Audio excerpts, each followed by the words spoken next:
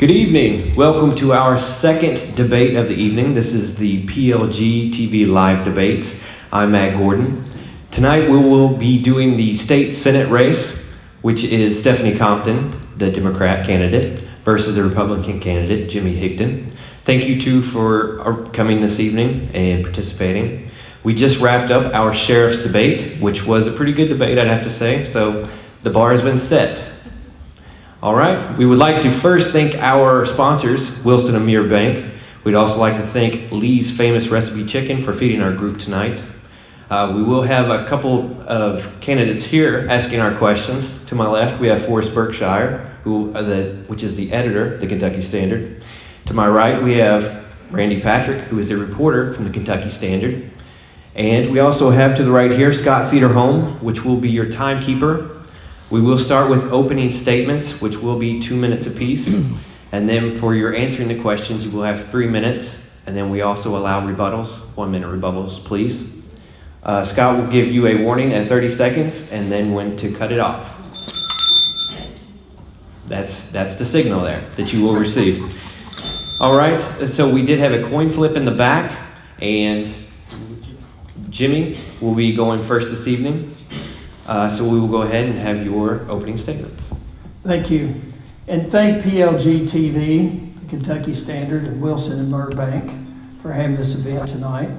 I would say thanks for the chicken, but Randy ate it all. I didn't get any fried chicken. But thanks to Famous Recipe also. I also like to thank my wife Jane, who's in the back there. Thank you for being with me tonight. And thanks to all in attendance here tonight. And thanks to all those who are watching on TV. I'm Jimmy Higdon. I'm your Kentucky State Senator. I'm a graduate of Marion County High School and Morehead State University. While at Morehead, I was commissioned through the ROTC program as a second lieutenant in the U.S. Army, and I served in the Army Reserve. I worked in the grocery business from 1967 to 2011, and in 2002, I was elected the state representative of the 24th District, and that included Casey, Marion, and part of Pulaski County. On December the 8th, 2009, in a special election, I was elected to the Kentucky State Senate. And that Senate district at the time was Marion, Nelson, Washington, Taylor, and Mercer counties. In Frankfort, I serve on numerous committees. I serve as the Senate President Pro Tem, and I take great pride in serving the citizens of Nelson County. And I've not forgotten that I work for you. This seat belongs to you, not to me. I take this job very seriously. And almost every day, I work on constituent service issues. I have numerous calls from constituents that need help dealing with some sort of state or federal issue. And I also work with local officials. I work with Congressman Guthrie's office and Greg Burkott, who's a local representative here, Senator Paul's office, and Robert Augustine. God gave us all a gift. My gift is helping people. When I first ran for office, I made 3 promises. This election is no exception. The same promises still apply. I'm pro-life, I'm pro-Second Amendment, and I promise to give you my very best. Thank you. Thank you, Jimmy Higdon. Now, Stephanie Compton for your opening statement. My name is Stephanie Compton, and I'm from Hodgenville, Kentucky, over here at LaRue County. I graduated in 1992. I went on to Morehead State University, and I got a bachelor's degree in sociology. My biggest time was spent at UPS, and I worked as a picker-packer and worked up into being an internal auditor. I'm married to my husband Bill over there, and we have 3 kids in elementary school. We now live in Spencer County, and I have been a stay-at-home mom for 7 years. I left my work in order to go home and take care of the kids, and we had 2 preemies. I'm looking for a career change now, and I've decided to get into politics. I started following politics after the EpiPen fiasco. It affected us at home because we had a child that needed the prescriptions, and the way the prescriptions are being doubled in price has really affected us and everybody else in the nation, and it was time to do something about it. Now, following that stuff, I started following the money, and I followed the money all the way to Frankfort.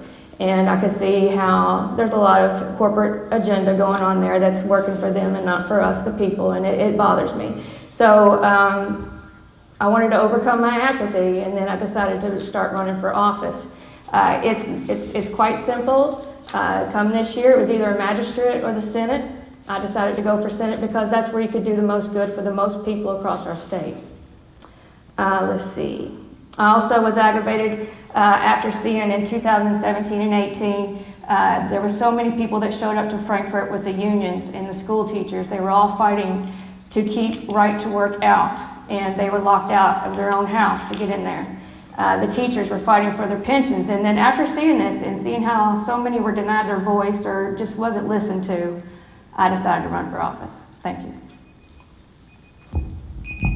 All right. Thank you, too, for your opening statements. We'll move into our first question. Forrest.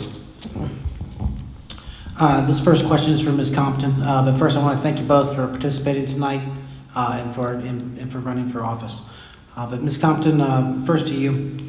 It's been said that Kentucky Democrats are different from the National Party, and you have said yourself that most of them are hardly distinguishable from Republicans, and that you are a progressive. Can you explain what you mean by that, and why you're running as a progressive? And Senator Hickton, if you could just give us a view on the parties in Frankfurt after she. Well, Democrat and progressive aren't exactly two different parties. It's just, so that's not really accurate question. Now, I will say that Democrats and Republicans have been hard to decipher in Kentucky, in Frankfurt, because a lot of them vote the same. Now, the last 2 years, it is obvious between the two parties because none of the Democrats sitting in Frankfurt supported the charter school movement, and they did not support the right to work movement. So now I can definitely see the difference between the two, and that's what I meant by that statement. Now, I've asked repeatedly some other stuff. Now, between the federal level and the the federal and the state level doesn't own pro-choice, but the federal level does. And on the state level, the Kentucky Democrat Party is, just whatever your district is, and I will follow that. And Senator Hickton. Okay, of course, I'm a Republican. I serve in the Kentucky State Senate. And in the Kentucky State Senate, there's 27 Republicans, 11 Democrats.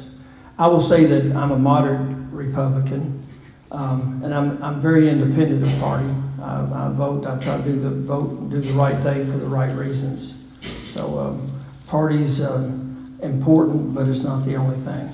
I serve the people of the 14th Senate District. Can I add? Sure. I'm going back to the progressive thing. I think what would make me own the progressive thing here in Kentucky is that I'm just going to own being pro-choice. Now, that's just me as a person and me as a citizen, because Roe v. Wade was already done by the time I was born, so I don't know an America without it. And so in Kentucky's history, we've always used pro-choice and guns as being basically the two things we always voted for, and in the meantime, we've let other things get behind, like our labor rights and stuff like that. And so I think that is a true difference between me and Jimmy here, Senator Higdon, and that's what I want to show the people, is a lot of the differences between the two parties. All right, we'll move on to the next question. Randy? Senator Higdon, since a judge ruled against the way the pension reform was done, does the legislature try to pass the same plan again next year, or commit to funding the old plan that was already in place, or come up with a third option? What would you like to see? Well, Randy, my crystal ball is cloudy. I don't know what the Kentucky Supreme Court will do. Obviously, if they find Senate Bill 151 constitutional, then it's done. If they find it unconstitutional, of course, it's back to the drawing board, and we'll address that next session. One of the biggest things is, and we're not in a real hurry on doing that, because the money for teachers' retirement has already been committed in this budget, and it's $500 million, and each year to the budget has been committed. So that was about the only thing that Senate Bill 151 does in the current budget that, well, in the next budget, Senate Bill 151 would actuarially, would statutorily require the legislature to fund the ARC. And that right now, currently, the ARC payment for TRS is $500 million a year. So that's already funded in this budget. So if we have plenty of time to take a look at Senate Bill 151 and to open that debate back up. Can you repeat the question? Yes. Since the judge ruled against the way that the pension reform was done, should the legislature try to pass the same plan again next year? Commit to funding the old plan that was in place before this plan that passed, or come up with a third option? What would you like to see?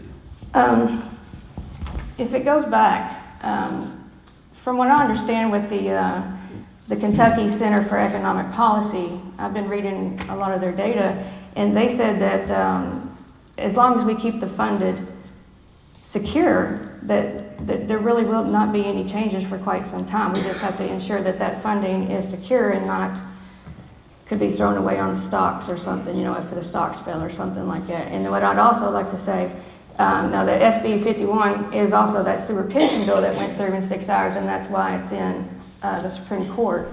And I definitely wouldn't like to have any new legislation to go through that manner. All right, Mr. Hagan. Yeah, the Kentucky Center for Economic Policy says that we can continue on like the old plan that was doing in TRS and KERS, or the retirement systems. And that's why we're in the trouble we're in today, because these funds have been underfunded. The formula that the actuaries have given us, they used a method called percentage of payroll, and it deliberately underfunded the pensions. And we cannot do what Jason Bailey and the Kentucky Center of Economic Policy says, that we're putting enough money in the pensions. The only way out of this issue, this problem we're in, is to pay the debt. And to give you an example of the type of money that we're paying, in 2014 we put in $1 billion extra in the pensions. 2016, $2.3 billion extra, which was 10% of our budget. 2018, this budget, we put in $3.4 billion, which is 15% of our budget. And Senate Bill 151 statutorily requires us to pay $4.2 billion in the 2020 budget, which is 20% of our budget. That's very sobering facts. Again, I'll just say, he's got where he's going to get his data, and we'll have where we get our data. And unfortunately, they disregard this data because they consider it to be liberal, and I don't really understand that yet. But just as, both sides, there's always a organization that comes out with their own data. So, as you go back to Frankfurt, either one, there'll be all kinds of people that would come up and lobby and give us all the information that we can need in order to make the appropriate decision. There is plenty of data, and you can read both sides of the issue. But the fact is, the only way out of this pension issue is to pay the unfunded liability. And the only way you do that is appropriate the money. And like I said, it's going to cost us $4.2 billion for the next 30 years, 20% of our budget. And that's the only way out. I'm good. All right, I'd like to move on. I want to shift gears here a little bit, and this is going to go first to Ms. Compton. Kentuckians routinely rank among the unhealthiest out of Americans. Should state government take a role in promoting residents' health, and if so, how and why? To promote residents' health? Yes, to public health. Yes, that usually would come through the health department, and it would go into our schools. There's an opioid epidemic, which is, I don't know if that's included with that health index. I know that that's been a huge issue in the last decade. And then we have smoking, and then we have overweight and obesity. Yes, it would all go into education and better habits, but it also goes back to providing health insurance, which we are not good at. And instead of trying to provide more people insurance, we seem to be arguing more about taking away insurance from people. So with education in the schools, education at the home, and again, providing insurance, I think it would help to make our citizens more healthier. And Senator Higgins? Could you repeat the question, Yes. please? Kentuckians routinely rank among the unhealthiest of Americans on several state indexes when ranking states. Should state government take a role in promoting residents' health? And if so, how and why? Well, we do from time to time. It's hard to legislate to be healthy. But I will say that, you know, some of our government programs are one of the main reasons why we're an unhealthy state. The food stamp program, we have people that tend to eat the wrong thing. I was on a childhood obesity task force several years ago, and I asked a question. They were talking about all these children that were obese. And I knew the answer, but I asked the question, is there a particular segment of students that is more susceptible to being obese than other students? She said, oh yes, low income students are more susceptible to being overweight, and they all have in common SNAP and our food stamps. And again, they just don't eat the right food, too many soft drinks. I was in the grocery business for years. I know what they buy, and it was not all good, healthy food. In the Medicaid program, you know, for years we helped people become addicted to opioids because through the Medicaid program, doctors prescribed them. Medicaid gave them to them free, and you know, that was the beginning of the opioid problem. And smoking is you know, we've heard that in Kentucky that we know that we have more smokers per capita than most any other state. So yes, we do need to try to, you know, local ordinances like they have here in Bardstown, where the no smoking and indoor smoking, those type of policies go a long way. And we can have a lot of help from the local communities too. But again, we work on those issues, but it seems if we squeeze the balloon on one side, it pops out on the other. It's really difficult, like we try to do with the opioids. Every time we do something, we've really almost totally stopped the issue with pills, but then they go from pills to heroin and cocaine. I'm going to ask a quick follow-up because you mentioned the local ordinances and the smoking bans in public places. Do you think, or would you be in favor of a statewide smoking ban in public places? And I'll also ask the same of Ms. Compton. I'm for local control. You know, about 35% of Kentucky communities now are smoke-free. You know, I think that's up to a community if they want to be smoke-free, like Bardstown did. They passed a bill, they're smoke-free. I haven't heard any conversation from the county government that they want to go smoke-free. I have seen an effort in the city of Lebanon recently to make Lebanon smoke-free, and that's great. I love that. I support that. I support local control, and I'll do a commercial for them if they want. If you smoke cigarettes, you need to stop because it is bad for your health. Can you repeat the? Yes, Ms. Compton, would you support a statewide smoking ban on smoking in public areas? I think I would support it just because I've heard many, and that's been something that's changed quite a bit in the last 10 years in Kentucky. Because before, I do recall, a lot of people didn't want to be told that they could or could not do anything like that. But, you know, as time has changed and we've seen establishments and restaurants be without smoking, it's kind of unheard of now to go into a restaurant and there's smoking going on, you know. So that's a little odd to see from county to county. But if we were to really try to help our state to get healthy, that might be a push that we need to do. Because not only would that smoking hurt the person that's smoking it, you know, we also know the secondhand smoke will come off into the area and it leaves a back of film and everything. So I think it would be worth looking at, absolutely. And I'll ask one more question since we're on and then we'll move off of health. But Ms. Compton, to you first. Kentucky raised its cigarette tax by 50 cents a pack, I believe it was last legislative session. Ooh, that's hard to say altogether. Do you think that was enough? Do you think it should have been more when most experts recommended at least $1 a pack to increase it in order to really cut smoking? From what I understand from the whole raising taxes on cigarettes, you know, it looks good on paper, but the smoking industry backed it up with coupons. So, you know, the people weren't really going to be taxed on it anyway if they got a hold of those coupons. So it's kind of a trick looking to make it look like there was taxes being done, but I mean the smoking industry, tobacco industry put coupons on it. And Senator Hickton?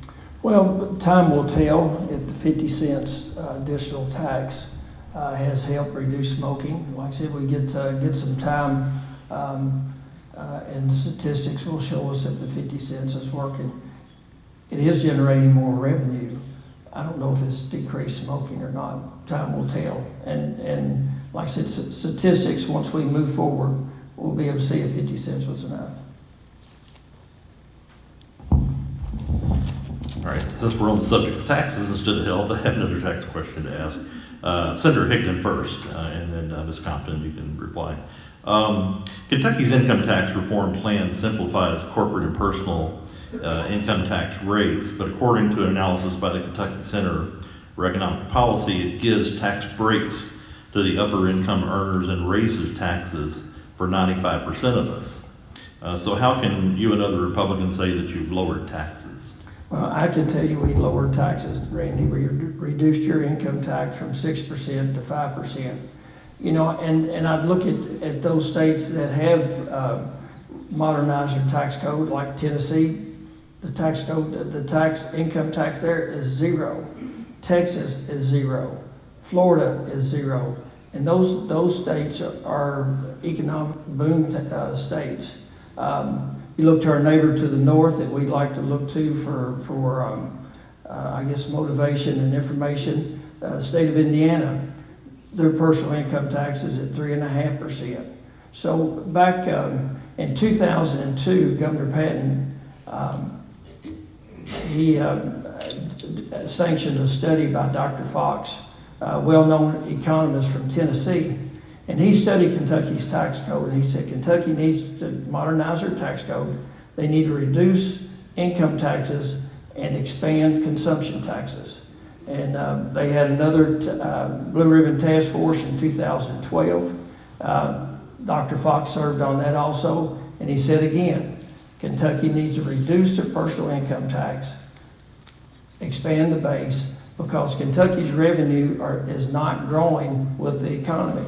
And he predicted if we didn't change something, by the year 2020, we would have $1 billion shortfall in our budget. And he was fairly correct. Okay. Ms. Compton, same question for you. Did the Republican-dominated legislature lower taxes for most Kentuckians? Would you have done something different? Yeah, I'm more of a progressive tax reform, and with that, I would go and tax the corporations that are in here instead of giving like 0 tax breaks to them, you know. It's unfortunate that like big corporations like Amazon and Walmart have such tax breaks here, and then they're employing so many people here that still have to require food stamps and assistance and not paying such a living wage. So I'd like to have those tax dollars back into our system. And the tax cuts seem to really help the people who made over $175,000 versus those who are under. And even though maybe we could have gotten a couple of dollars extra, we've already started to pay more taxes in our dog grooming, the vet, the landscaping. So taxes are going up in other areas, even though it got better for the rich. You know, this is a change. Like I said, this is starting down the road to modernize Kentucky's tax system, to expand taxes on consumption and lower personal income tax. Again, Tennessee and Florida and Texas, you see all those states doing it, or those that have done it are doing very well. And those that make under $175,000, truly, every income bracket, whether you make $25,000 or $50,000 or $75,000, your personal income tax was reduced from 6% to 5%. And those that make a less than 150% of poverty, which is $15,000 for an individual, $25,000 for a family, they will be exempt from any taxes. Now, it's not perfect. There are some unintended consequences with the new tax plan, and we will visit those in the next session. Now, from what I understand, what I would like is a more progressive, and what he's speaking of is a more regressive, from what I've understood. So it just doesn't seem it's going to help Kentucky very much because it hasn't so far. And I'm not even talking about just 1 year, I'm talking about the last 10 years. How long have we been giving these cuts to corporations, So again, I would just like to go back, we could be going back to the 80s of what we're talking about, Reagan, So, I would definitely like to look at some numbers on that kind of progressive tax reform. One of my jobs as a state senator is to create an atmosphere that's conducive to attracting business and industry to the state. And reducing corporate income tax and personal income tax is conducive to attracting business and industry. Again, all we have to do is look to our neighbor to the north in Indiana, who's doing very well, and their income tax is 3.5%. Look to our neighbor to the south, Tennessee, is at 0%, and their economy is thriving. So again, we have to attract business and industry. We have to have an attractive tax code. I just think we can do better. All right. Well, we'd like to thank you all for answering our questions. We're going to move to our closing statements because we're almost out of time. And according to our coin flip backstage, Ms. Compton, you will go first. Okay. Well, first of all, I just wanted to say that I'm wearing this t-shirt because one of the main reasons that I am running is I wanted to stop the charter school movement. I don't think we even got to talk about that this evening. Senator Higdon has voted many times for the charter school movement in Kentucky. Based off the evidence we've seen in other states, this is not going to help our state out at all. And it will further take school tax dollars from our existing schools. And so I am just hardcore public education. I wish to repeal the charter school legislation if elected. Another thing that I'd like to talk about in closing is a quote from Abraham Lincoln, being from LaRue County, where Lincoln was born. I just want to say that elections belong to the people. It's their decision. If they decide to turn their back on the fire and burn their behinds, then they will just have to sit on their blisters. Now, I think that's fantastic because that tells us that the people have to overcome the apathy in order to get out there and take back what we need. And there's so much low voter turnout that in 2018, 19, and 20 across the state of Kentucky, I can see such great changes that could happen if we vote for new people to come in. There's teachers running in many of the areas. There's a labor lawyer, there's a doctor running, and so I just can't imagine what kind of insight that's going to bring to that table in Frankfort, and I certainly welcome it in this movement. And I just want to say that, it seems like there's a lot of fires burning across our state and the water's boiling, and it's just time to jump out and ask for change. Come November 6th, I'd appreciate your vote. I would love to get up there and definitely make some changes for, we the people. I definitely want to help out the worker versus the CEO. I have concerns for environmental concerns coming off the distilleries I'd like to look at, and I can't see that without access. I can't. And then I have concerns for the distillery workers in their safe working environment.